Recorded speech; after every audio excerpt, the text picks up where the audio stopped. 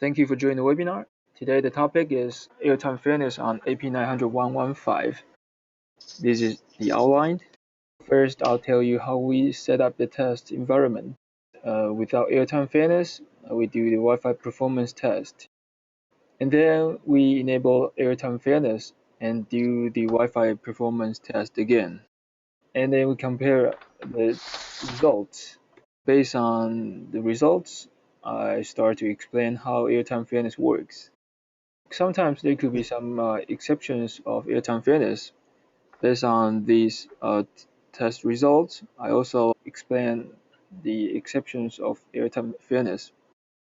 Then the summary and the QA. Before we proceed to our content, there is an important notice. The following Wi-Fi performance you're going to see, they are not intended or necessary to be considered as Draytek access point performance benchmark due to these reasons.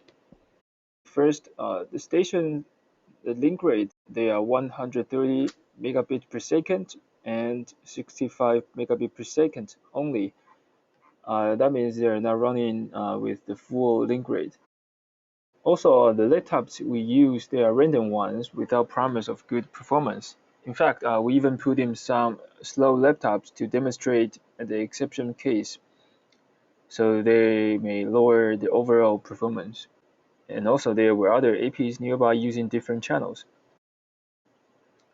So mainly we are focusing on the improvements brought by airtime fairness in this session. So let's proceed. This is the blueprint of our test environment. This is a big meeting room in Draytek, and there are 4 other meeting rooms. First, we put the AP900 right at this corner, and it has the IP address in the 38 subnet. And then we put 4 laptops here. They have IP address from 38.110 to 38.140.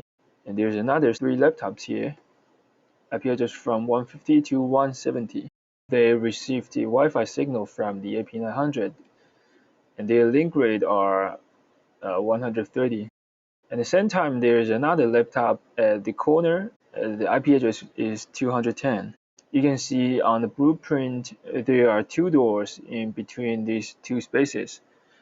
So I keep these doors closed, and in order to receive the Wi-Fi signal, those Wi-Fi signal has to travel through the 2 closed doors.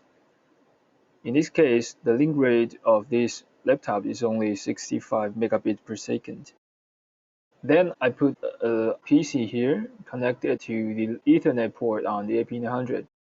It runs JPerf as the client, and all the laptops, they are the JPerf servers. So we test the Wi-Fi performance with the JPerf, and the direction is from LAN to wireless LAN. It's like the download traffic for those stations. So these are the 7 laptops we had, and this is the AP900 running 115RC6. The reason we were using 115RC6 is because at the time we set up this test, the 115 was not released yet. And this is the laptop with the bad link rate. This is JPerf tool we used. You can see we run 5 sessions for 60 seconds on each of them. Before we show you the test result, I want to talk about the theory about airtime. Theory number 1, each channel can be accessed by only one station at a time, and each station they has equal priority to access the channel. So if the theory works, in our case we have 8 stations, they should use the airtime equally. And if we have 20 stations, we don't list out the percentage. You can just see it. It's a beautiful figure. They have the same percentage of the time. So now let's take a look about our test results. Basically, we test 3 times. Test 1, test 2, test 3. You can see the result for each of them, and this is the average for each station. So the subtotal means the total from 110 to 170. These are the 7 laptops with good link rate. And 210 is the laptop with poor link rate. And the total means all these 8 laptops combined. So this is our test result. What we can find apparently is these two guys, 110 and 170, they got very poor performance. You can imagine if you watch the high quality video on YouTube, the 1080p video, you probably will feel the stall. So this is what we found. Some stations, they may feel the stall. So based on this average, we make another chart here. This is their performance ratio compared to the total performance. So we can say some stations, they are good at occupying the airtime. So we can call them the airtime occupier. For example, this 130, he used out almost 20% of the performance. So he's really good at occupying the airtime. So we can draw this pie chart without airtime fairness and compare it to the theory. So you can see some stations, they are good at occupying the airtime. Like these two, 120 and 130, they use out too much of the airtime. So you can see that 110 and 170, they barely got airtime compared to the theory partition they should get. Then we enable the airtime. Again, we test 3 times, and we can see apparently these two, 110 and 170, they got improved. With this kind of performance, we can say they won't feel the stall anymore if they are watching the high quality video on YouTube. And again, based on the average number, we count this performance ratio. And then we draw this pie chart again. So compared to the theory, we are getting closer to theory now. You can see a 110, 170, they got more airtime now. And 112 got decreased. Also 130 got decreased. So overall, we are getting closer to the theory. So comparison in between. First, we compare the individual performance. That means these two individual performance. Let's take a look. We count on difference and the individual improvement. You can see like 160, it got almost 200% improvement. Also this 110, 100% improvement. And we can found that this 120, he's the only one with good link rate got decreased. And also there's another one got decreased. That's the one with bad link rate. Other stations with good link rate, they all got improved. That's what we found from this chart. So we can draw this chart without airtime fairness and with airtime fairness. Again, you can see almost each of them got improved except 120. So we can say station with good link rate, they now have better chance to get better Wi-Fi performance. So if we rearrange the sequence, we move 160 to the center and move 140 to the right side, we can get a more centralized figure. This is blue one without airtime fairness, and this is green one with airtime fairness. You can see the green one doesn't have that kind of extreme number like the blue one has. So it's more equalized and also more higher performance, better than the blue one. So that was the individual performance. Now we take a look at the individual performance ratio. That's these two columns. So let's draw the pie chart again. So with airtime fairness and without airtime fairness, I can say stations have more equalized performance. So assuming they have the same hardware speed, let's say if the 7 laptops, they are actually identical, so a more equalized performance can be related to more equalized airtime. I know we didn't use the same laptops, but let's just assume if they were the same, the more equalized performance can be related to more equalized airtime. Seems it's actually very hard to monitor the airtime for each of the stations, so we use this performance ratio to get the closer result. So again, we can draw this chart without airtime fairness and with airtime fairness. So what we can find is some stations they got improved and some stations got decreased, and overall they got more equalized. So the station with good link rate they have better chance to get more equalized airtime. Also, we rearrange the sequence and draw this chart again. This time you see the green one is more equalized. It doesn't have the extreme number, and they all share a more equalized result. And this is another way to illustrate the percentage of each stations. I especially want to emphasize these two parts. These parts consist of the 7 laptops with good link rate.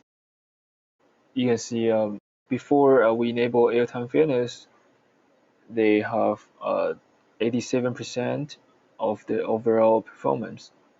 After we enable the airtime fairness, they now share the almost 91% of the overall performance. So that means the AP is now more dedicated to the stations which have good link rate. Let's compare this part, subtotal. It got 22.24% improvement. And one with bad link rate, it got 1664% deduction. The overall improvement is 1770%.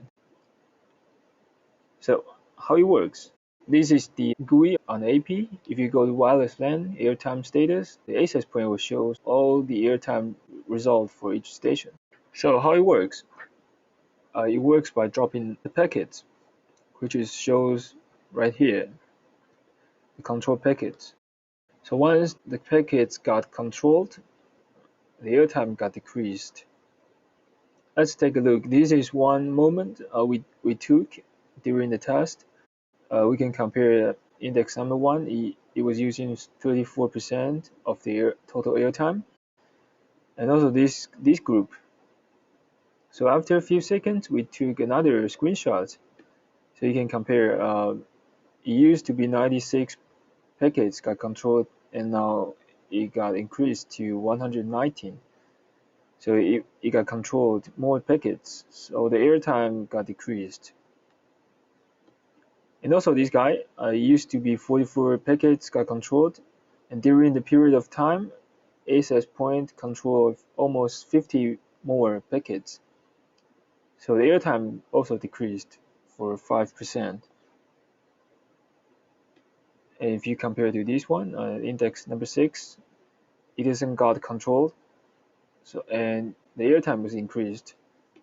Also this one, it used to be 47 and still it remains as 47. That means during this period of time, this station didn't got controlled and the airtime got increased. So it's like the access point stopped some stations from using the airtime, so other stations they got more chance to use the airtime. Also, the JPerf visualized the airtime fairness. This is the 210. It occupied the airtime as the convex part. And also the access point control the airtime, that's the concave part. So the JPerf visualized the airtime fairness. Still, there are some exceptions of the airtime fairness. Before we look into the exceptions, we want to emphasize this part. On the GUI, you can click the airtime fairness. There's a pop-up window that shows about some notes for airtime fairness. We especially want to emphasize this part, the suitable environment. First, there should be many wireless stations, and those stations they are mainly using the download traffic. Also, the performance bottleneck is wireless connection. That means if your laptops they are really slow, then the airtime fairness cannot help you. If your laptops they are fast and you are still experiencing the stall, then the airtime fitness can help you. Let's take a look about this guy at 120. He's the only one got decreased after enabling airtime fitness. Why? So to look into this, we did some more tests. Basically, we test this guy alone. We give this guy the full airtime, see how fast he can run. And we found that this guy was only running at, so you can see a 36 megabits per second. If we compare it to this guy 130, the full speed is more than 90 megabits per second. So they got huge difference in the speed. So that means this guy 120, this is the slower PC. We don't know the reason why this is slow. Could be the slower processor or some other problems inside. We don't know. But in this case, the bottleneck is not the Wi-Fi. So the airtime fitness cannot help. We can check this group performance results. Let's take a look. On the upper right corner is the 120. You can see this guy is really good at occupying the airtime. It was always trying to occupy the airtime. That's the convex. So AP had no choice but start to control this guy. Since the 120 got less airtime, it's even slower. So this is why this guy got slower, because the bottleneck was not the Wi-Fi. So the summary. First, after enabling airtime fairness, each station has better chance to acquire airtime. Again, compare the theory. This is without airtime fairness. Some stations they are good at occupying the airtime, so they use all most of the airtime. After we enable the airtime, we're now getting closer to the theory.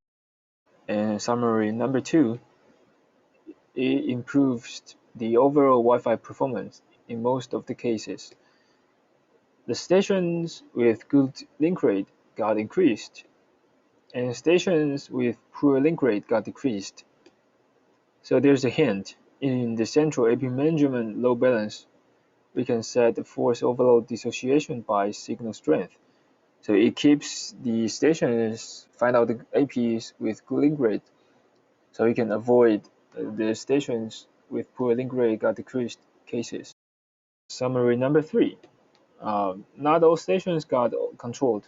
We can say the airtime fairness is actually robbing the rich and helping the poor in the airtime, not in performance. Let's take a look of this group, the performance result again. We can see the 140 on this corner. It's actually faster than 120. It was running at almost 10 megabit per second. And you can see it barely got controlled. And compared to 120 again, it was getting controlled all the time.